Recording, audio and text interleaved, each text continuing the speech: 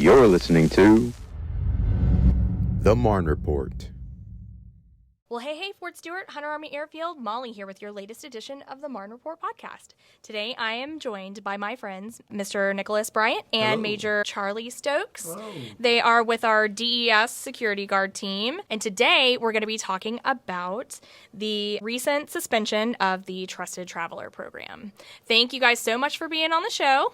Thank you for having us. Before we get started, though, I'd really love to learn just a little bit more about what you guys do within your jobs with DES. Again, my name is Mr. Nicholas Bryant. I am the Physical Security Operations and Access Control. Pretty much I just oversee all operations for access control operations at the ACPs and all physical security operations. And I'm Major Charlie Stokes. I currently run the visitor center here on Fort Stewart. Anything dealing with customers trying to access the installation, dealing with getting passes, receiving contracting passes for work, anything dealing with accessing the installation, the visitor center here on Fort Stewart is what I do. Well, thank you guys so much for what you do. I mean, y'all are simply in charge of getting people on and off of the installation to do what they need to do their jobs, right? So that's a big job. Yes, it is. It's a big job, but somebody's got to do it, right? Somebody's got to do it. Okay, so let's get into this. Can you tell me why we recently suspended the Trusted Traveler program? Yes, ma'am. The Army is conducting an audit across all installations to get an all-accurate count of the amount of personnel assessing the installations Army-wide. But the overall purpose is to ensure we have the correct manning requirements at each installation. Cool. Okay. All right. When is this change actually going to take place? Well, we started on the 28th of April, and it's going to be going up until the 12th of May. Great. And is this the only time that it's going to happen? No, ma'am. There will also be another iteration. It will happen in June. The dates for that is going to be June 2nd through June 14th. Okay. So let's talk about any impacts that are going to take place due to the suspension of Trusted Traveler. Can you tell me what's going to be associated with those audits? Well, it's going to be a lot of impacts for personnel that do not have the affiliation with the military bases. So those who are not affiliated, it will affect them in some kind of way where they have to go to the VCC and get a visitor pass. Okay. So it'll be a little bit of changes with that. I know it's going to be one of those time frames where it's going to keep, everybody's going to be uncomfortable with, but it's just something we'll push through with, and we'll make sure that we are doing what we have to do to make sure the community gets everything that, for us getting a pass. Sure. With any issues, okay? Sure. And Major Stokes, can you tell me what exactly the process is about visiting the Visitor Control Center and getting that pass? Well, once they arrive if they go through, try to go through the gate, they will be turned around. They will come inside the visitor center. We will then vet them, find out why they're coming on the installation, if they have a reason to come on the installation. Okay. And we run them through our vetting system. If they come back, we call it green. But if they come back with nothing on their record, they're good to go. But if they are red, which have a background or felonies or whatever, then it's a little longer process. They would need to turn in a waiver packet and go through that process. But the majority of them just come in the visitor center, tell us why they are coming on the installation, and we run them through the vetting system and give them a pass, and they use that pass when they get to the gate. Sure. Okay, so what I'm hearing is get your passes early, right? Yes, yes. Because, again, also that goes with that is longer lines at the gates. We apologize for the longer lines, but there will be longer lines at the gate because everybody will be scanned at the gate, coming through the gates. Sure. And then I have one more question about the VCC. Where exactly is it located? Are there more than one? It's just one adjacent to the main gate here at Fort Stewart. Okay. And then what about on Hunter Army Airfield? Is that Montgomery Gate? Yes, Montgomery Gate. Yes, Okay, all right. So just one visitor control center at each location? Yes. Okay. All right. So don't try to go to any other gates. They're going to send you around the block. Yes. Okay. All right. Aside from the visitors' passes, there's folks that also have DoD ID cards, right? Yes. Can we talk about what is considered the DoD-approved ID cards? What is actually considered a DoD-approved ID, okay? It's a common access card issued by the Department of Defense, DoD, which is also including Tesla cards, automated installation entry, AIE cards, system-generated access badges. We have the AIE-generated paper passes as well, and state driver's license that also we can have registered at sometimes if that's something that we go to. A driver's license that is not registered in the AIE system will not grant access to the installation. Okay, so if you've got that paper slip, right, from the VCC, you must have that and your driver's license when you go through the gate? Yes, ma'am. Yes, ma'am. Okay. And then one thing you said, you talked about dependents. So that makes me think about minors. Mm-hmm. Can you explain what this means for minors that are riding in the vehicles now that everyone must present an ID card due to the suspension of Trusted Traveler? So, yes, all DOD-affiliated personnel that are affiliated with the military, mm-hmm. The 10 years and up is the requirement. However, we know that there's a lot of issues going on and people are having times with getting ID cards. But for non-affiliated personnel that do not have a DOD affiliation, mm-hmm. the requirement is for them to go to the VCC and get a pass if they are 16 years or below. Okay. So, and when you say non-affiliated, that means just no one who even works on Fort Stewart. So yes, if you're a Department of Defense civilian that does work on Fort Stewart and you're coming on post, if you want to go use one of the MWR activities or something, those kids are still okay to go through, right? With the exception of when you turn 15, you must have picture ID, right? Yes, ma'am. Yes, okay, ma'am. But a kid under 15 can still get in just with their parents. If they are sponsored by someone yeah. that's affiliated, yes, ma'am. Right, okay, mm-hmm. Cool.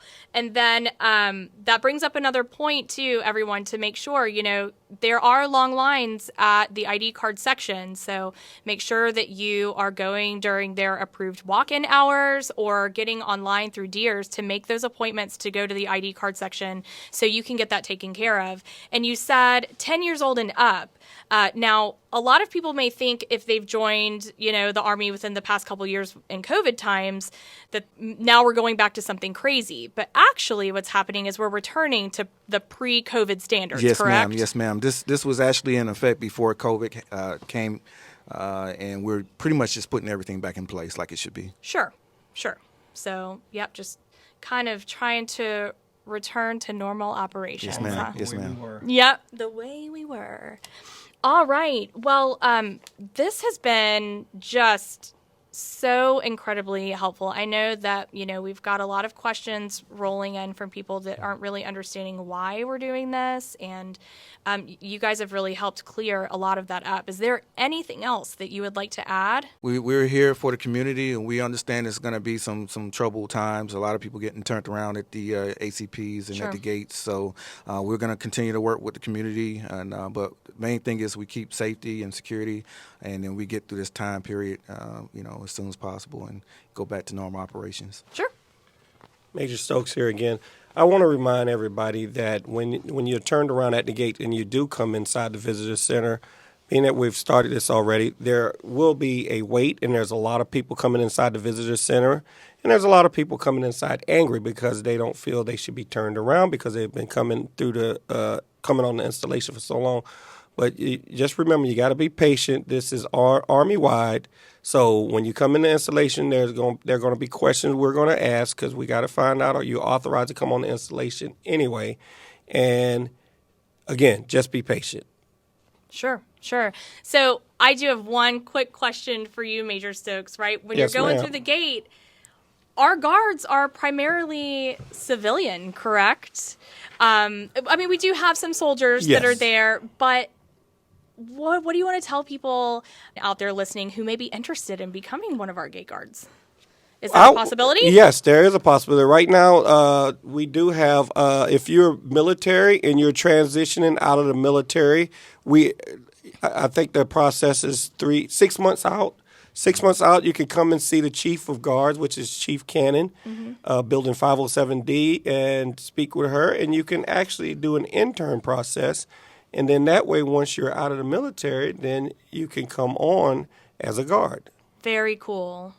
Yes. And along with the visitor center, I want everyone to understand we're only open from 6 a.m. to 6 p.m. And if you're trying to come on the installation after that, I would advise you to come ahead of time to get your pass so you won't come after the visitor center is closed. Sure. I do have one question because a lot of times the questions that we see rolling through, especially on our social media channels, are from soldiers or family members who are concerned about getting passes for their families who may be flying in to visit and may come in during odd hours of the night, maybe when the visitor control centers are not open. What's the advice that you have for that type of situation? We advise all personnel that have family or friends coming in after we're closed that maybe earlier that day or day or two prior, come in. We need your the person's full name, the date of birth, and their gender. And as long as you have that, we can run them through the vetting system, get them pre-approved vetting, and then that way we can give the family member a temporary pass. Sure, until they can come in during Yes, and you will come in operation. we will give you a temporary pass for that night. Okay. And then the following morning you come in with the individual and we will give them the actual pass. Okay, that's great. That's great information to have because I know people just get so nervous. What is my family member supposed to stay in a hotel, sleep in their car? So that's really good to know that they don't have to be physically present to get that temporary pass to get them on post so they can have a place to sleep and then they come and see you in the morning, right? And that's the same with personnel who are PCSing or going down range as well. We had a few instances yesterday where the soldier says he's about to deploy. And it's the same process. Bring us that information ahead of time. We will pre-vet them. Sure. And then, what they can do is go to their commander, draft up a memo, and bring that memo to us. Okay. But it's the same process as well. If you bring the information to us ahead of time, we'll do a pre-vetting, and then we'll issue out that temporary pass for that night. Sure. Come back the following day and pick up the pass. Okay, so there's that. I'm really glad that you said that about the memo from the commanders because a lot of people are concerned. Commanders get very busy. Maybe the memo doesn't come in time.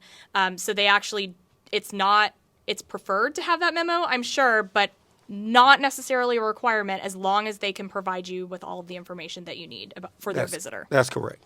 Awesome. Okay, that's great. Fantastic. Well, do you have anything else that you'd like to add? I think that's about it.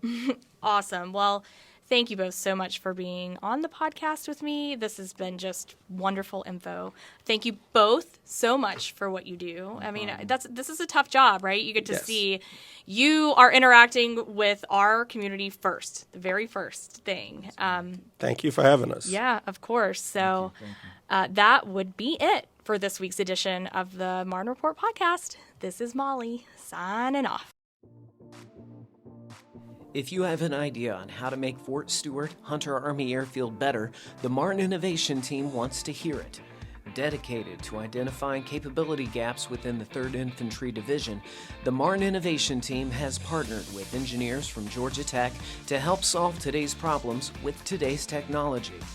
Soldiers, Department of Defense civilians, and family members are invited to take their ideas to Marne Innovation Center's Makerspace to plan and develop a prototype with the team. No idea is too small. Help improve daily life on the installation. Submit your idea today.